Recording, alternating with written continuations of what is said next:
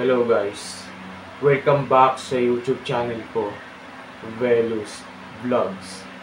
Gusto ko lang maging totoo sa inyo at ikwento kung ano yung pinagdaanan ko nitong mga nakarang linggo. Noong July 30, 2025 na umaga, na-disable yung main account ko sa Facebook. Hindi lang basta account, kundi pati yung Velus Vlogs page ko. Halos 400 plus na.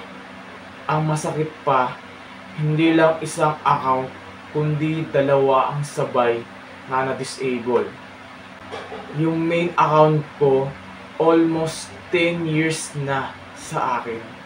Ang dami ng memories, kwento, at mga kaibigan na nandoon. Doon, nakasama lahat ng pinagdaanan ko sa social media. Kaya ang sakit talaga. Lalo na yung page ko. Doon kasi naka-upload yung mga vlogs ko. Yung mga alaala na pinaghirapan ko. Para sa akin, hindi lang basta account yun eh. Parte siya ng buhay ko. Alam ko, baka iba dyan magsabi, Velus, account lang yan. Velus, page lang yan. Pero, para sa akin, hindi lang siya account lang. Kasi, bawat video, bawat post, may kwento, may effort, may emosyon. Parang bahay din yun eh, na binuo mo mula simula, tapos bigla na lang mawawala. Kung sa kanila maliit lang, sa akin malaking bagay yun. Nag-appeal naman ako kay Meta. Nag-email ako, gumawa ng paraan, pero wala talagang sagot. Binigyan lang ako ng date na hanggang August 29, pag hindi naayos, magiging permanent disable na. At sa totoo lang, nakakapagod yung proseso. Umabot pa sa point na nag-ipon ako. Kasi may nagsabi na kaya raw ayusin ng mga tao gamit ng tools. Pero ang laki ng presyo, 2,200, 1,300 at iba pa. Pero binalaan din ako na baka scam lang. Kaya nag-decide na lang ako na huwag na lang ituloy. Kasi ayoko naman sa huli, doble yung mawala sa akin. Pera ko at tiwala ko. Kaya ngayon, eto ako, nag-decide na ako mag-fresh start. Bubuo ulit ako ng panibagong Velus Vlogs. Sa Facebook page, support na lang siya. Pero dito sa YouTube, dito na ako magfo-focus. Kasi dito nagsimula lahat. Dito ako unang nag-upload ng random vlogs.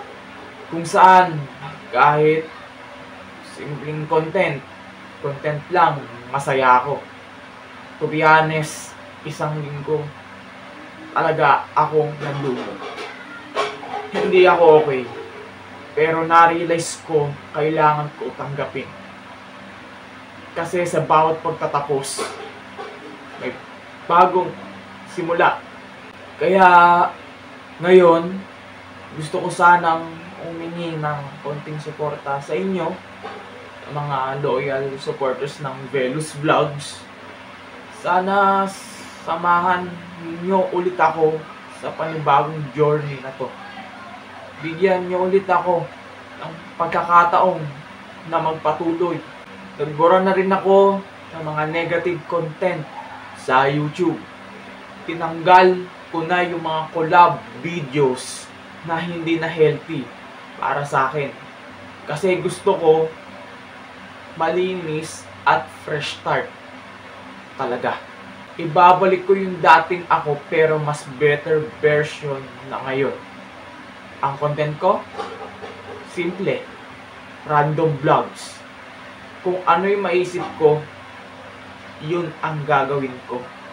Pero syempre, pinag-iisipan ko muna bago ko gawin. Ganyan kasi ako nagsimula noon sa YouTube. Totoo at raw. Kung mapapansin nyo, naging active lang ako dati sa Facebook page. Kasi si Miranda, best friend ko sa psychology, nag-suggest noon, kaya mas naka-focus ako doon. Pero ngayon, dahil sa, alam niyo naman, nangyari, dito na talaga ako sa YouTube magiging active. At ngayon, gusto kong sabihin sa inyo, babangon ulit si Velus Vlogs. Hindi pa dito nagtatapos ang kwento ko, kundi dito magsisimula ang panibagong chapter. Salamat sa lahat ng naniniwala, sa lahat ng hindi bumitaw, at sa lahat ng susuporta pa lang. Kasama ko kayo sa panibagong simula na to.